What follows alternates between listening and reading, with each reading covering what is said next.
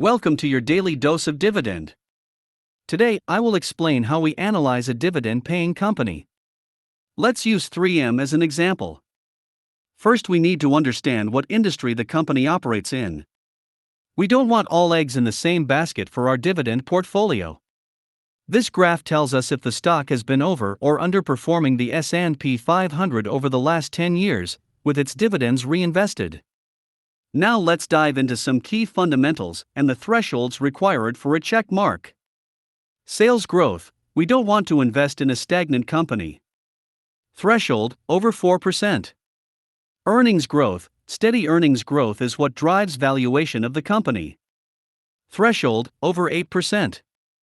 Earnings estimates: what annual earnings growth the analysts expect over the next 5 years. Threshold: over 8%.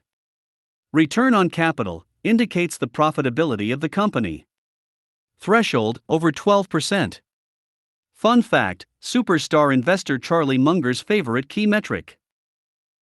Debt to free cash flow determines how many years it would take a company to repay its debt with its cash flow. Threshold: under 5 years.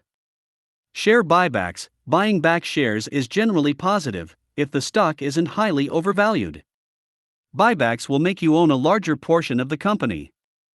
Threshold: yes. Now for some dividend metrics. Dividend yield: to low and it becomes irrelevant, to high and the level of dividend can be in danger. Threshold: between 2 and 6%. Payout ratio: paying out all earnings will not grow the company. A high ratio can jeopardize the dividend during periods of weaker earnings. Threshold: under 70%. Growth rate: a steady growing dividend is a dividend investor's wet dream. It's good with an annual pay raise to keep up with inflation. Threshold: over 5%. Growth years: companies that are committed to year after year continue to grow their dividends are preferred. Threshold: 10 years. That gives 3M the score, 7 out of 10. That's an outstanding score. This graph shows the current valuation based on historical multiples and future estimates.